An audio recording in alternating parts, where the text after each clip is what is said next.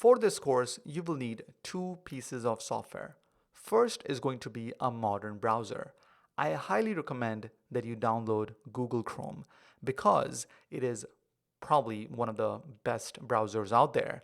But more importantly, it comes with a very handy set of tools called the Chrome Developer Tools. So if you go to the menu, More Tools, there's something called Developer Tools. We're going to be using this tool set throughout our course in the later stage. So that's very important. The next thing you're going to need is a text editor, or sometimes also called a code editor. This is a piece of software where you actually write your code. There are many code editors or text editors out there. The one that I highly recommend and we're going to be using in our course is called VS Code, or for full form, it's called Visual Studio Code. It's by Microsoft, it's a free tool, and it's pretty awesome. You just don't use VS Code for HTML and CSS. You can use it to code different kinds of, on different languages, maybe C#, Python, JavaScript, and many others.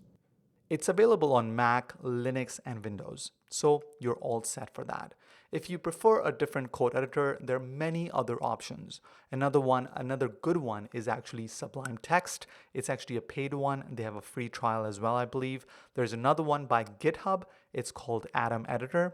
Another one, which is a paid one, which is very popular as well, is called Webstorm. You can try that out.